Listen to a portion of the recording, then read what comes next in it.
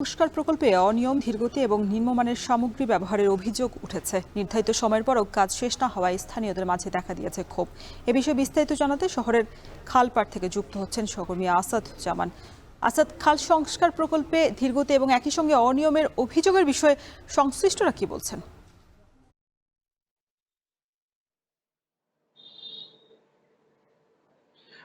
রওশন, আপনি যেমনটি বলছিলেন, আমি এখন রয়েছি মানিকগঞ্জ শহরের খালপাড়ে। আমার পেছনে দেখতে পাচ্ছেন যে কার্যক্রম কিন্তু চলছে। যে কার্যক্রম চলছে সেটা কিন্তু অত্যন্ত ধীরগতিতে।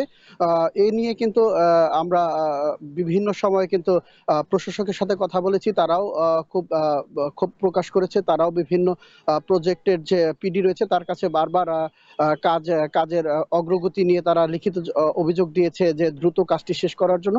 কারণ শহরের পাশে যে রাস্তাগুলো রয়েছে এই খালের সংস্কারের জন্য কিন্তু সেখানে কাজ চলমান রয়েছে। এতে করে কিন্তু দুর্ভোগ বাড়ছে বলে আমাদেরকে জানিয়েছেন তিনি। তো এই যে এই খাল সংস্কার কিন্তু দ্বিতীয়বারের মতো করা হয়েছে।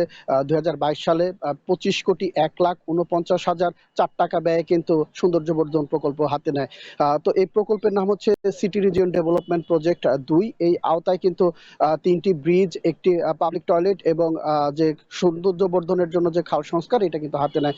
এতদিন পর্যন্ত হয়ে গেলেও এটা কিন্তু কাজ শেষ হওয়ার কথা ছিল ২০২৪ সালের জুন মাসে। কিন্তু ২৫ সালে কিন্তু জুলাই মাস চলছে।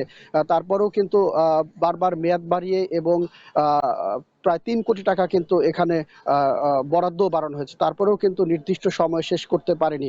এখন যে অবস্থা, যে জুলাই মাস পর্যন্ত যে সেপ্টেম্বর মাস পর্যন্ত যে সময় নেওয়া হয়েছে, এখনো কিন্তু প্রায় ১ ভাগ কাজ, ৩ ভাগের ১ ভাগ কাজ কিন্তু এখনো বাকি রয়েছে।